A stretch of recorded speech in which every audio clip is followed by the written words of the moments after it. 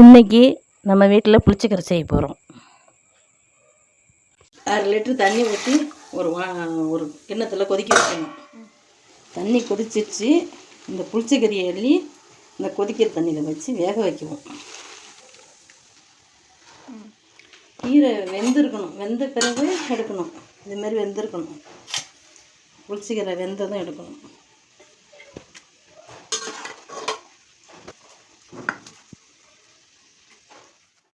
ரெண்டு spoon 3 spoon 5 spoon எண்ணெய் ஊற்றிருக்கேன். எண்ணெய் காஞ்சதும் கடுகு, உளுந்து, காஞ்ச மிளகாய் போட்டு தாளிக்கணும்.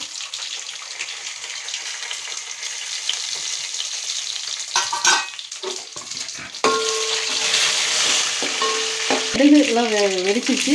பூண்டு ஒரு 5-6 பல்லு நசுக்கி போடணும்.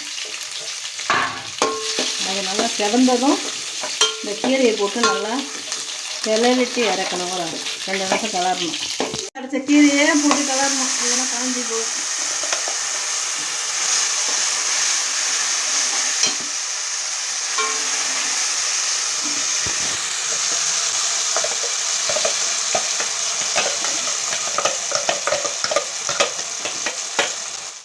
பொரியல் அவரைக்காய் செய்கிறோம். கடுகு உளுத்தம்பருப்பு தாளித்து வெங்காயம் வதக்கியிருக்கேன். வெங்காயம் வதங்கணும். தக்காளி ஒரு வெங்காயம் நல்லா வதங்கட்டும். அவரைக்காய் பொரியலுக்கு அவரைக்காய் வேக வச்சு ஒரு சவுண்டு விட்டு வச்சுருக்கேன்.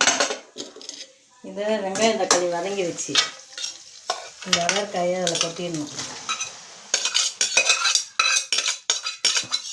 தேவைக்களவு உப்பு போட்டுக்கணும்.